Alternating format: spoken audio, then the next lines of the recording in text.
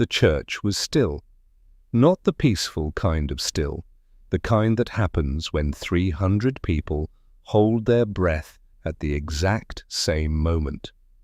Margaret Calloway's casket sat at the front of St. Augustine's, draped in white lilies she had grown herself in the garden of the house she had built with her own hands in 1971. Her daughter, Claire, sat in the front pew. She was pale, her black dress was pressed. Her hands were folded in her lap like she was trying to hold herself together from the inside. She hadn't slept in 4 days. She hadn't eaten since Tuesday. The only thing keeping her upright was the kind of quiet strength that grief sometimes gives you when falling apart is simply not an option. The eulogy had just ended. The priest had stepped back. And that was when Daniel Whitmore walked down the aisle. Not to comfort his wife of 12 years, not to sit beside her, not to place his hand on her shoulder the way a husband is supposed to do when his wife buries her mother. He walked down the aisle of that church with a manila envelope in his hand. He stopped at Claire's pew. He didn't whisper. He didn't lean down. He placed the envelope on her lap, loud enough that it made a sound, and he said, in a voice 3 rows of people heard clearly, "The lawyers said you need to sign these before end of business Friday." Claire looked down at the envelope. Her name was on it in bold black print. She didn't open it. She didn't need to. She already knew what it was. Because Daniel had been telling her for 3 months that this was coming. He just hadn't told her it would come here. In this church, in front of her mother's casket, in front of every person who had ever loved Margaret Calloway. Claire didn't cry. She didn't scream. She looked up at her husband, Ethan, a man she had loved for 17 years, married for 12, and she said nothing. She simply placed the envelope on the pew beside her, smoothed her dress, and turned back to face her mother's casket. Daniel stood there for a moment, waiting for a reaction that didn't come. Then he turned and walked back up the aisle and out of the church. What he didn't know, what no one in that building knew except Claire and one attorney in a downtown office, was that 4 hours before the funeral, Margaret Calloway's estate lawyer had placed a different envelope in Claire's hands, and that envelope changed everything. If you've ever been told to be grateful for crumbs while someone else ate the whole table, stay with this story. If you believe that silence isn't surrender and that what a person builds in secret is always more powerful than what another person destroys in public, you need to hear what happens next. Because this isn't just a story about divorce, it's a story about what happens when a man mistakes patience for weakness and finds out, too late, that the woman he underestimated had been holding the deed to his entire life. Tell me where you're watching from. But I read every single comment. Claire Calloway grew up in a house that smelled like fresh bread and linseed oil. Her mother, Margaret, was a woman who could fix a burst pipe, negotiate a land contract, and make a 4-course meal for 12 without raising her voice once. She had grown up poor in rural Virginia, the daughter of a tobacco farmer who believed women were decorative. She had spent her entire adult life proving that belief catastrophically wrong. By the time Claire was born, Margaret owned 17 acres of farmland in the Shenandoah Valley, 2 commercial properties in Charlottesville, and a small family trust that she managed herself from a yellow legal pad she kept in the kitchen drawer next to the scissors. She never talked about it. That was the thing about Margaret Calloway. She never performed her wealth. She drove an old pickup truck with a cracked dashboard. She bought her clothes at the same shop she'd bought them at for 30 years. She was on a first-name basis with the woman who cleaned her floors and the senator who called her for advice about zoning legislation. She was the kind of woman who knew exactly what she had built and had zero interest in making sure other people knew it too. Claire inherited that quality completely. She was quiet the way still water is quiet, and you only realize how deep it is when something falls in. She was brilliant in the way people are brilliant when they've been underestimated their whole lives. She had a degree in financial law from the University of Virginia. She had worked for 3 years at a land trust consulting firm in Richmond before she met Daniel. She understood asset structures, estate planning and inheritance law the way most people understand their own street address, naturally, fluently, without effort. But nobody knew that about Claire Whitmore, because Claire Whitmore, the wife, was always standing slightly behind Daniel Whitmore, the husband. That was her choice in the beginning. And then, slowly, quietly, it became something else.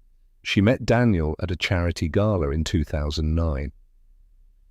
He was 31, handsome in a constructed way, the kind of handsome that came from expensive haircuts and the confidence of a man who had never once been told he was wrong. He ran a mid-sized commercial real estate firm called Whitmore Group. He had a laugh that filled every room he walked into. He talked about ambition like it was a religion. Claire was 28. Claire. She was wearing a blue dress she had borrowed from her friend Natalie because she hadn't wanted to spend money on something she'd only wear once. Daniel found her standing by the window, looking out at the city. "You look like you're calculating something," he said. She laughed. "Easement values," she said. "The buildings along that ridge. The development potential is being completely wasted." He stared at her. Then he laughed.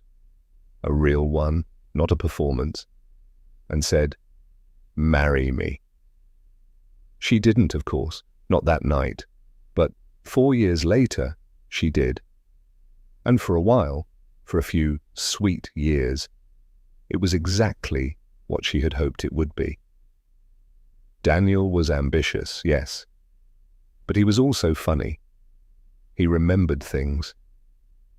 He held her hand in the middle of conversations as if he needed the anchor. He called her mother on her birthday without being reminded.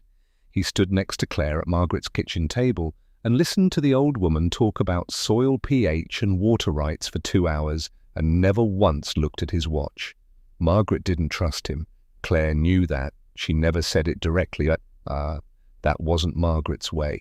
But Claire saw it in the precise, measuring way her mother watched Daniel across the dinner table, calculating, filing, waiting. "He looks at the land the same way a banker looks at a loan," Margaret said once, almost to herself. Claire dismissed it. She was in love. That was her first and most expensive mistake. The first year of marriage was good, the second was fine. The third was the year Daniel's company had its first major failure. A commercial development in Northern Virginia that went over budget by $2 million, and Daniel handled the stress of it by becoming a man Claire didn't quite recognize. He started working later. He started coming home tighter, wound like a spring. He started looking at Claire the way he looked at the development, as something that was costing him more than it was returning. "You could go back to work," he said once, casually over dinner. "You have a law degree. We could use the income." Claire had stopped practicing when their daughter, Sophie, was born. She had done it willingly, happily even. Sophie was a small, serious child who deserved a present parent.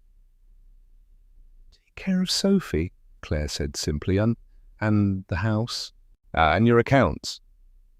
Because that was the other thing nobody talked about. Claire had been managing Daniel's personal finances for years, not the firm. She'd offered, and he'd declined, which she would later understand, but their joint accounts, their investments, their tax filings. Daniel found numbers tedious. Claire found them natural. It was an arrangement they'd both agreed to, and for a long time it worked, until it became invisible, until Daniel stopped noticing it, until Daniel started looking at Claire and seeing something he was tolerating rather than something he had chosen. By year 8, the marriage had become a performance, not a dramatic one, not the kind with screaming and thrown objects. the quieter kind, which is so much harder to leave because there's nothing specific to point to, just a slow ambient erosion. In a daily collection of tiny abandonments, he stopped asking about her day. He stopped touching her shoulder when he passed. He stopped making coffee for two on Sunday mornings. Small things, but small things are how people announce that they've already left. Claire noticed. She wrote nothing down. That wasn't her way. But she filed everything in the careful, organized architecture of her memory, the way her mother had always filed everything in that yellow legal pad. She didn't confront him, not because she was afraid, but because she was watching. And what she was watching was this. Daniel was building something separate from her. She could see it in the financial statements she still managed. Small diversions, new accounts, consulting fees paid to companies she'd never heard of. Nothing large enough to alarm on its own. Everything small enough to be dismissed as normal business variance, unless you knew what you were looking at. Claire knew exactly what she was looking at. She said nothing. She documented everything. Her name was Renee. Claire found out the way most wives find out, not from a dramatic discovery, but from an accumulation of details too precise to be coincidental. A receipt in a coat pocket for a restaurant Daniel had told her he never went to. A text message preview that disappeared before she could read it fully, but whose first 6 words were enough. A particular Tuesday evening when Daniel came home with the practiced casualness of a man who had rehearsed his expression in the car. Renee worked at a marketing firm that had contracted with Whitmore Group. She was 34. She had the kind of confidence that came from never having been told to make herself smaller. In another life, Claire might have liked her. In this life, she simply added her name to the file. Margaret got sick in January. It wasn't a surprise. She was 79 and she had been slowing for 2 years, but it arrived with the particular cruelty of things that you know are coming and still aren't ready for.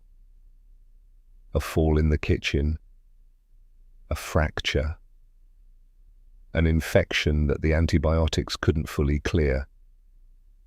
And then the word that changes everything. Hospice. Claire drove to Charlottesville every weekend, sometimes twice a week. She sat beside her mother's bed and held her hand and listened to her talk about the farm, about Claire's father, who had died when Claire was 9, about the oak tree in the back garden that needed the lower branch trimmed before winter. Daniel came once. He sat in the corner of the room, scrolling through his phone for 40 minutes and then said he had a conference call. Margaret watched him leave. Then she looked at Claire with eyes that were still sharp, still calculating, still entirely Margaret. "Bring me Arthur's number," she said. Arthur Fenn was Margaret's estate attorney. He had been managing the Calloway family trust for 20 years. "Mama, we don't need to do that now," Claire said. "Yes," Margaret said firmly. "We do." The meetings with Arthur happened over 3 weekends in February. Claire drove to Charlottesville. She sat beside her mother. Arthur came with his briefcase and his careful voice and his documents. They talked for hours. Claire learned things in those weekends that she had not known. She had known about the 17 acres and the commercial properties. She had not known about the family trust's full scope. She had not known that Margaret had been quietly, methodically investing for 30 years through a holding company called Calloway Land Holdings, a name Claire had seen on documents but never fully traced. She had not known that the total value of Margaret's estate was just over $14 million. She had not known that Margaret had amended her will 7 years ago, the year after Sophie was born, to ensure that the entirety of her estate passed directly to Claire in a structure specifically designed to prevent a spouse from making any claim on it. "I knew when I met him," Margaret said simply. When Claire looked up from the documents with wide eyes, "I just wanted to make sure you'd be taken care of. When he showed you who he really was." Claire sat with that for a long moment. Then she said very quietly, "He's already shown me." Margaret reached over and took her hand. "I know, baby. That's why we're doing this now." Daniel told her he wanted a divorce on a Thursday evening in March. He was standing in the kitchen. He had clearly planned the timing. Sophie was at her friend Mia's house. The dinner Claire had made was on the table untouched. "I've talked to a lawyer," he said. "I want to be fair about this. The prenup is clear. You get the Reston house, one of the cars, and a settlement of $300,000. Given that you haven't worked in 8 years, I think that's generous." He said it the way you read off a grocery list. Items, quantities, done. Claire looked at him across the kitchen. She thought about the 14 million, about the 17 acres, about the holding company, about the meeting she'd had with Arthur 2 weeks ago where he had handed her the final amended documents and said, "Everything is protected. He cannot touch any of it." She thought about all of it, and then she said, "All right, Daniel." He blinked. He had clearly expected something else, an argument, tears, a plate thrown, something he could frame as unreasonable. "All right," he repeated. "Send me the papers when they're ready," she said. "I'll review them." She turned back to the stove and started clearing dinner. He stood there for another moment, uncertain, and then walked out of the kitchen. Margaret died on a Sunday morning in April at 6:14 a.m., with Claire holding her hand. It was quiet. The light through the hospice window was pale gold. The oak tree in the garden was just beginning to bud. Margaret had been asking about it for weeks. "Is it budding yet? Go check the oak, Claire." And now, on the morning she left, the tree had answered. Claire sat with her mother for a long time after. She didn't call anyone for an hour.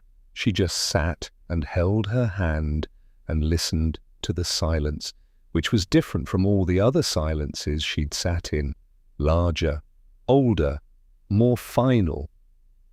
When she finally called Daniel, his phone rang 4 times before he answered. "She's gone," Claire said.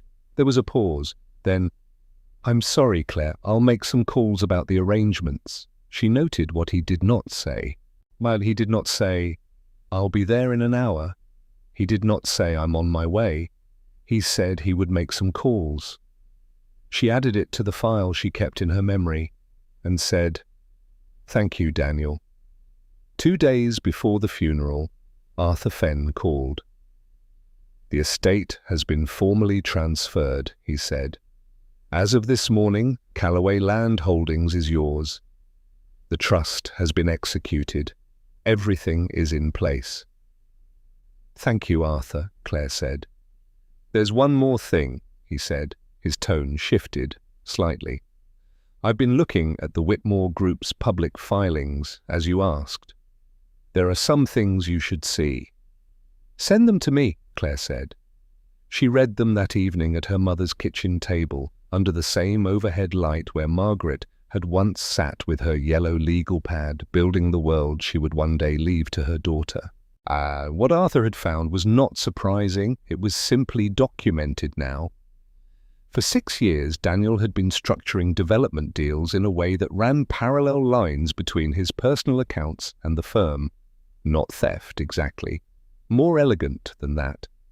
Consulting agreements paid to LLCs he controlled.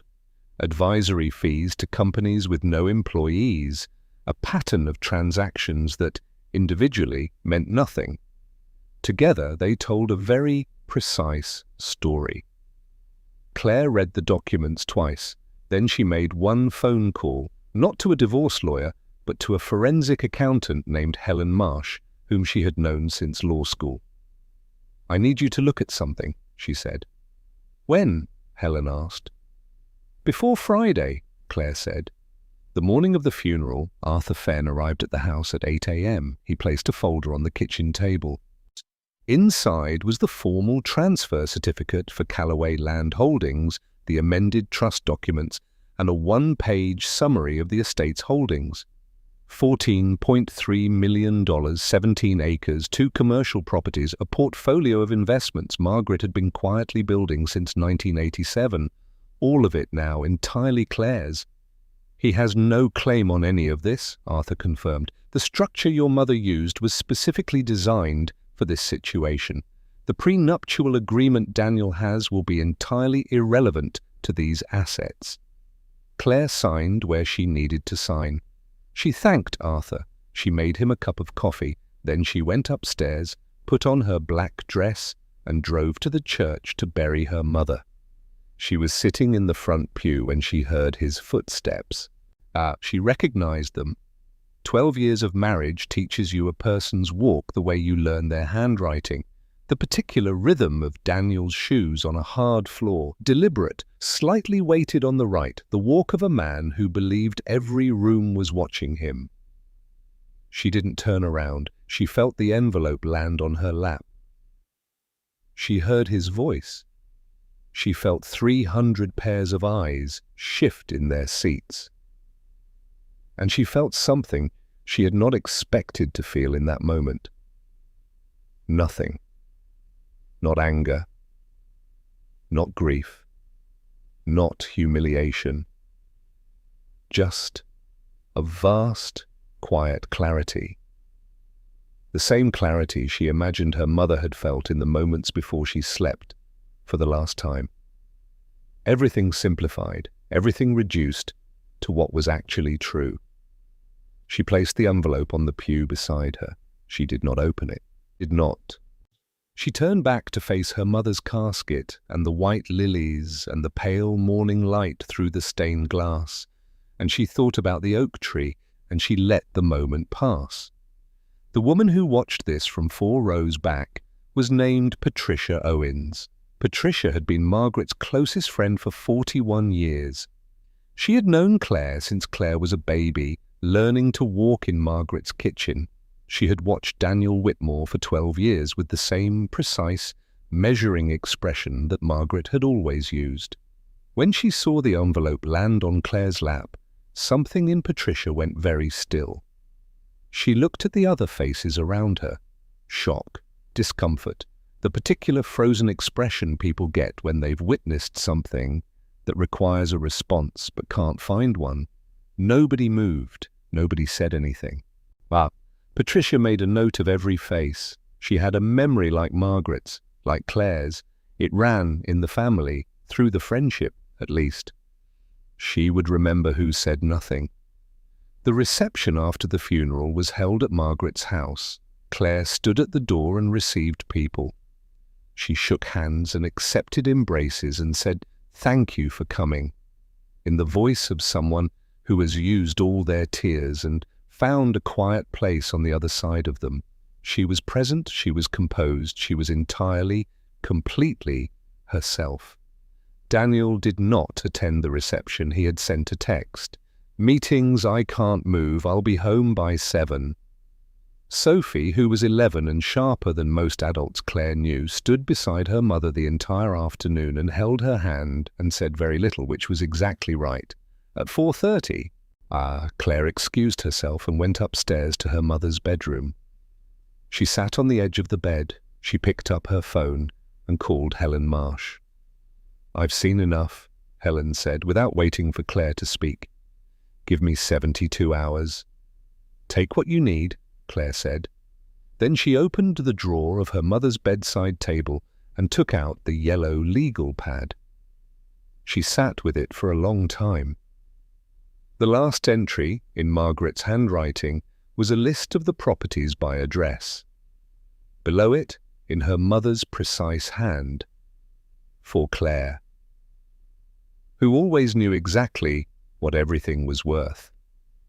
Helen Marsh was not a woman who used dramatic language. She had been a forensic accountant for 22 years. She had testified in 11 federal cases, and she had once found a discrepancy of $4 million hidden inside a row of misaligned decimal points that had been deliberately formatted to pass visual inspection. She described her work the way a surgeon describes an incision: precise, clean, without emotion. When she called Claire on Thursday morning, her voice was exactly that kind of flat. "This is worse than I expected," she said. "Tell me," Claire said. "The Whitmore Group has been diverting capital from development escrow accounts for at least 4 years, Helen said. The mechanism is consulting agreements, 12 of them, paid to 6 LLCs. I've traced 4 of the LLCs. 2 are registered in Delaware, 1 in Wyoming, 1 in Nevada. All of them have the same registered agent. The agent is a man named Paul Reeves." "Who is Paul Reeves?" Claire asked, though she already felt the shape of the answer. "Renee Caldwell's brother," Helen said. Claire was quiet for a moment.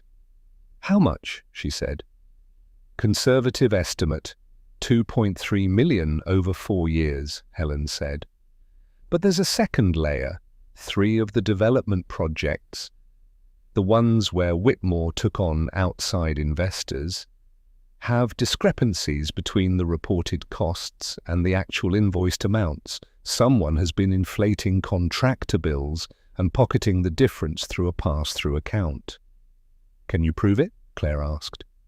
"I can prove enough of it to make his lawyers very uncomfortable," Helen said. Give me the rest of the week." "You have it," Claire said. "Send everything to Arthur Fenn as well." There was a pause. "Claire," Helen said, "he doesn't know about the inheritance, does he?"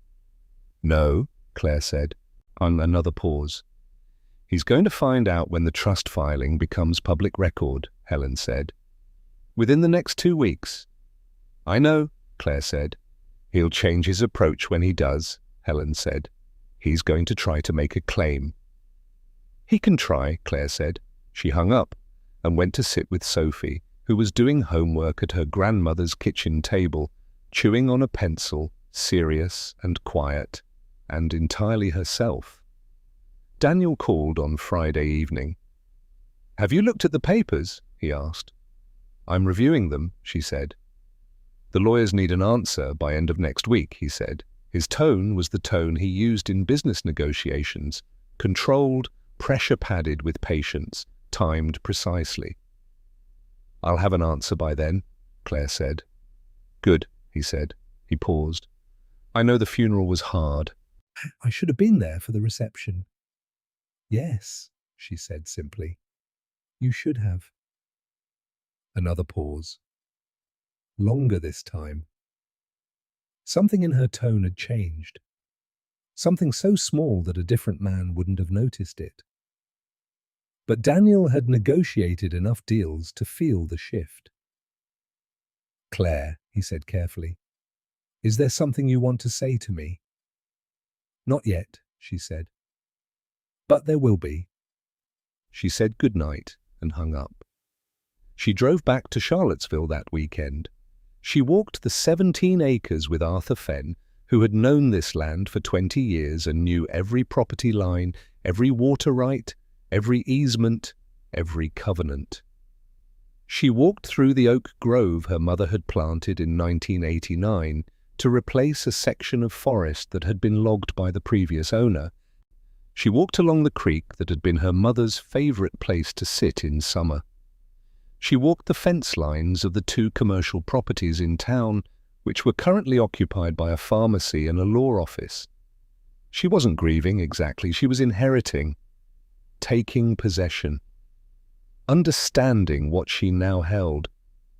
It felt nothing like what she had expected. It felt like standing still while the world arranged itself around you. Like being the door her mother had always told her she was. Nobody can lock you out of your own life. She stopped at the oak tree. She looked at the budding branches. And she made her decision. The letter arrived at the Whitmore Group's offices on a Tuesday morning. It was addressed to Daniel personally from the firm of Fenn, Chen and Associates, and it was marked confidential, estate matter. Daniel's assistant brought it to him at 9:15. He opened it with the particular inattention of a man who handles a lot of paperwork and has stopped reading all of it carefully. He scanned the first paragraph. Then his eyes stopped. He read it again. Callaway Land Holdings, estate transfer, Margaret Ann Callaway, deceased. Please be advised that as of April the 14th, the entirety of the Callaway estate, including all properties, holdings, trust accounts, and associated investments valued at $14.3 million, has been formally transferred to sole beneficiary Claire Ann Callaway Whitmore. Please note that per the terms of the original trust structure and the prenuptial agreement executed by Ms. Whitmore in 2011, but these assets are held in her name exclusively and are not subject to marital asset division under Virginia family law. Daniel read the letter 3 times. Then he called his lawyer. The conversation between Daniel and his attorney, Marcus Webb, lasted 47 minutes. Marcus was a precise man who had handled 62 divorces in 14 years and had never once allowed himself to be surprised. He was surprised now. 14 million, though, he said, very carefully. Apparently, Daniel said, his voice had the quality of something hollow. And it's all in trust? That's what the letter says. A pause. Did you know about this? I knew her mother owned some property, Daniel said. Not this. Marcus was quiet for a moment. The prenuptial agreement she signed, he said. Do you have it in front of you? Yes. Look at Clause 7, Marcus said. Daniel found it. He read it. He felt the room tilt slightly. Clause 7 of the prenuptial agreement, which Daniel's previous lawyer had drafted, and which Daniel had reviewed only briefly before signing because he had believed it was entirely in his favor, stated the following. In the event of divorce proceedings, all premarital assets and any assets received by inheritance or gift during the marriage shall remain the exclusive property of the receiving party. No marital claim may be made upon such assets. Daniel had insisted on this clause himself. It was there to protect his business from any claim Claire might make on it. It protected her inheritance from any claim he might make on it. She used your own prenup against you, Marcus said. And he said it with the flat tone of someone reporting a weather forecast. But Daniel could hear the faint, involuntary note of professional admiration beneath it. Can we challenge it? Daniel asked. On what grounds? Marcus said. The clause is standard. She didn't hide the assets. She inherited them after the marriage. The trust structure is legal. The transfer was legal. The protection mechanism was put in place by her mother years before you filed. There is nothing to challenge. A long silence. There's something else, Marcus said. I've been contacted by a forensic accounting firm, a Helen Marsh. Daniel went very still. She says she represents a party who has some questions about Whitmore Group's financial practices, Marcus said. Specifically, regarding consulting agreements and contractor billing on 3 development projects. The silence this time was different, deeper, the kind that happens when a man realizes that the conversation he thought he was having is not the conversation that is actually occurring. Daniel called Claire that evening. She answered on the second ring. I got a letter from Arthur Fenn, he said. I know, she said. Oh, $14 million, Claire. His voice had changed. The negotiation tone was gone. Something raw underneath it. Yes, she said. You never told me. He said it like an accusation. You never asked me about my mother's finances, she said. You sat in her room for 40 minutes reading your phone and then left for a conference call. Silence. That's not fair, he said.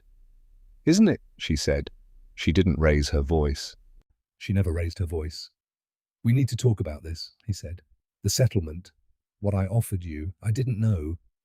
I know you didn't know, she said. That's rather the point, Daniel. You didn't know because you stopped paying attention years ago. You made decisions about my life based on your assumption of what I was worth. I think that tells both of us everything we need to know. Another silence, a different quality again.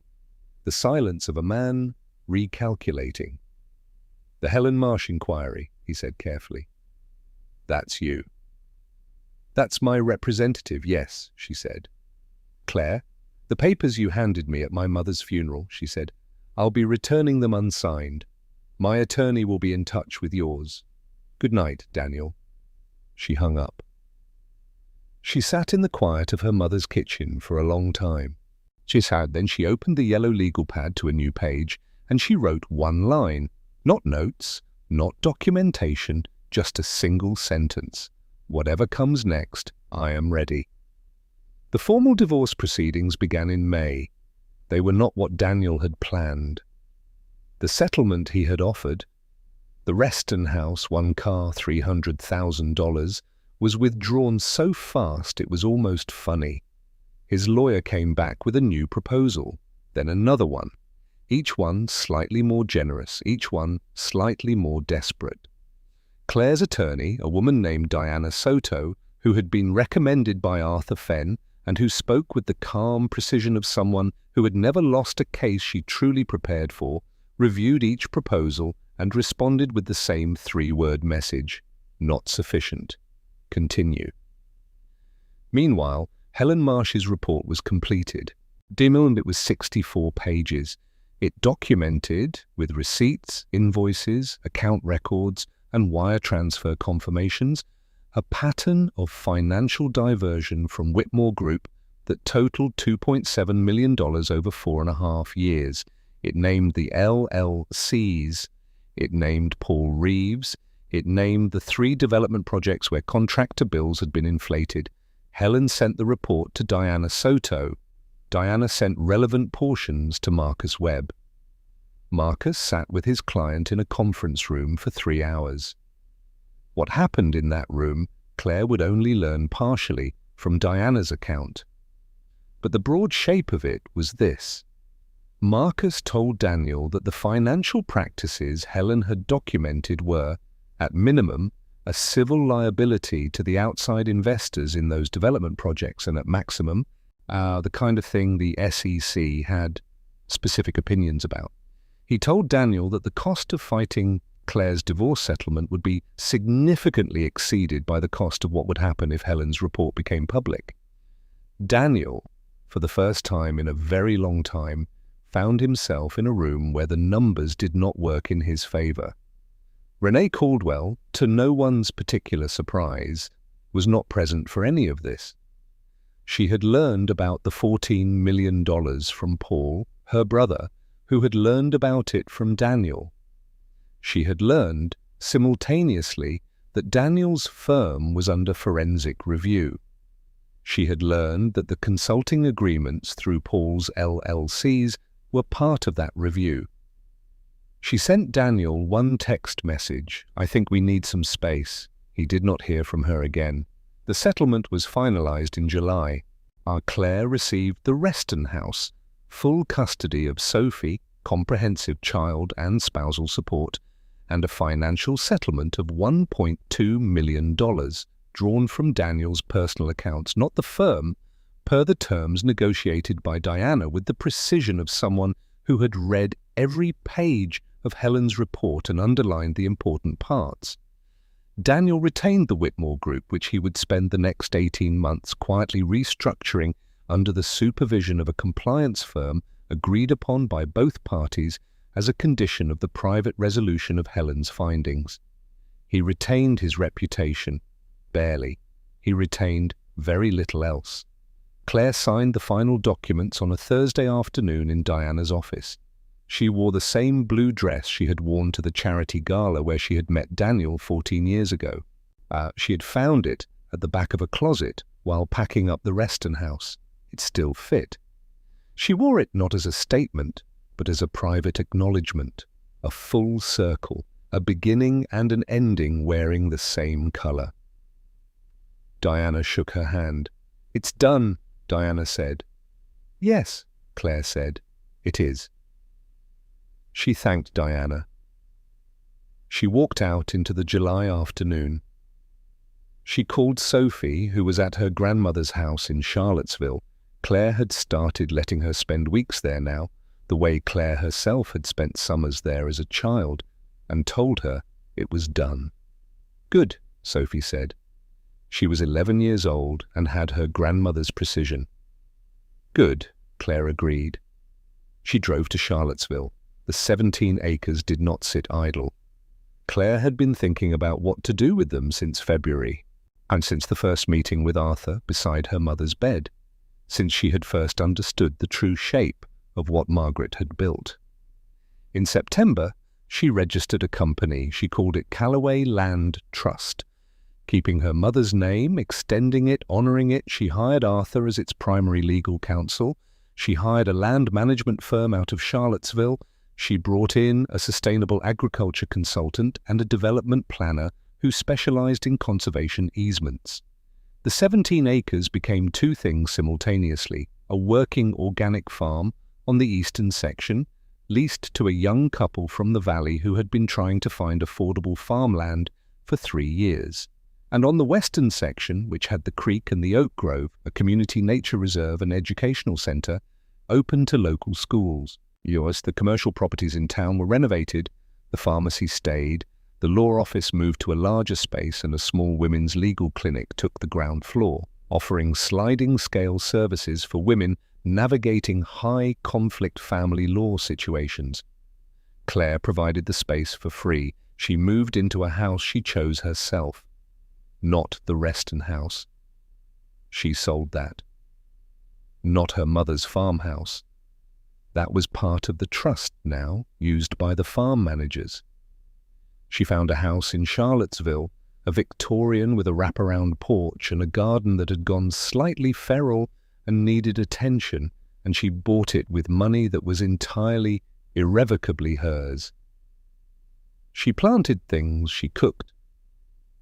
She learned to do things her mother had done. Fix small problems, read soil, prune correctly. She went back to law, not to a firm. She started her own practice, small and specific, focused on estate planning for women, particularly women in marriages where financial power was distributed unevenly, which was to say, most marriages. She had a particular expertise that was both academic and personal, and it made her very good at her job. Her first client was a woman named Sharon, who had been married for 9 years to a man who had placed all their assets in his name and was now threatening to leave her with nothing. Claire sat across from Sharon and listened to the whole story without interrupting. Then she said, very calmly, "Let me show you what he doesn't know you can do." Sophie spent the autumn between two houses, her father's apartment in the city and her mother's Victorian in Charlottesville, and found, to her own mild surprise, that she preferred the Victorian. She liked the wraparound porch. She liked the garden. She liked that her mother seemed, for the first time in Sophie's memory, entirely present, not performing presence, actually present. "You seem different," Sophie said one evening, sitting on the porch while Claire planted bulbs in the failing October light. "I feel different," Claire said. "Better or just different?" Claire thought about it. "Both," she said. "I feel like myself. I think I forgot what that was for a while." Sophie considered this with the gravity of an 11-year-old who takes ideas seriously. "Grandma was like that," she said. "Always herself." "Yes," Claire said. She always was." Sophie nodded, as if this confirmed something she had already suspected. "Oh, the oak tree at Margaret's farmhouse bloomed that October the way it always did, reaching with those lower branches toward the creek and the light in a way that made the whole garden feel held." Claire had not had the branch trimmed. She had decided, after careful consideration, that her mother had been wrong about that. The branch was fine where it was. Some things needed to reach where they were reaching. The Callaway Land Trust's annual report was published in November. It listed the full scope of the holdings, the acreage, the commercial properties, the investment portfolio, the conservation easement on the western section, the legal clinic on the ground floor of the Charlottesville building. It listed the total value of the trust, $16.1 million. The investments Margaret had made since 1987 had continued to appreciate. A local newspaper ran a feature on the trust and on Claire's legal practice. The headline, which Claire had not been consulted on but found she didn't mind, read, "Charlottesville attorney turns family legacy into community resource." The article mentioned, in passing, that Claire was recently divorced. It did not mention from whom. Daniel saw the article. His assistant found it and sent it to him without context. Flagged only as "you may want to see this." He read it in his office. He read it twice. He sat with it for a long time. There is a particular kind of reckoning that does not arrive as a confrontation. It doesn't announce itself with an accusation or a verdict. It arrives in the quiet, a private space where a man is alone with the full and accurate account of his own decisions. Daniel had been in that space for months. He had lost Renee without a fight, without a conversation, without even a proper ending, just a text message, and then silence. He had lost the image of himself as the man who had arranged everything correctly. He had lost the story he had told himself about his marriage. That Claire was passive, that she didn't understand his world, that she would have nothing without him. He had sat across from a forensic accountant's 64-page report and understood, in a single reading, that his wife had known about the LLCs for at least a year before she said anything, that she had watched and documented and waited with the patient. Unhurried attention of someone who was absolutely certain that the truth would eventually be more useful than the argument. That was what stayed with him, not the money, not the legal exposure, not even the fact that she had walked out of the church that day with $14 million he hadn't known about. It was the patience, the absolute, dignified, unbroken patience of a woman who had understood something he never did. That the most powerful position in any negotiation is the one where you already know the outcome and are simply waiting for the other person to arrive at it. He had handed her divorce papers at her mother's funeral. She had placed them calmly on the pew beside her and turned back to face the casket. And he had walked out of that church believing he had won. And there is something Margaret Calloway wrote in the margin of that yellow legal pad, on a page full of property addresses and investment notes, that Claire found 3 weeks after the funeral. It was written in pencil, lighter than the rest, the way you write something you're thinking rather than planning. A woman who knows what she has never needs to announce it. She just needs to still be standing when the announcement becomes necessary. Claire had it framed. It hangs in her office in Charlottesville, beside a photograph of Margaret in the oak grove in 1992, squinting into the summer light with an expression that is pure, uncomplicated confidence. Clients notice it. They ask about it. Claire tells them about Margaret, about the yellow legal pad and the 17 acres and the amended will and the trust structure and the 30 years of quiet, methodical building that looked like nothing from the outside and turned out to be everything from the inside. And then she tells them, whatever you have, document it, protect it, and never, ever let someone else's assumption of your value become your understanding of it. They will always underestimate the quiet ones. They will always mistake patience for compliance, silence for surrender, stillness for emptiness. They will hand the divorce papers to the wrong woman at the worst possible moment, in front of 300 witnesses, beside her mother's casket, absolutely certain they have the power.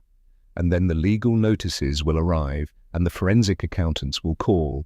And the woman they dismissed will be standing, calm, composed, precisely herself, at the center of something they didn't see coming because they never looked, the woman they laughed at in the church. She owns the building, the woman they assumed had nothing. She was counting it all along. So before you decide what someone is worth, before you mistake their composure for weakness, their silence for surrender, their patience for nothing, remember this: not every quiet person is waiting to speak. Some of them are already finished. If this story moved you, share it with someone who needs to hear it today. Subscribe for more stories where dignity wins and the truth always finds its moment, because you never truly know who you're looking at until they decide to let you see.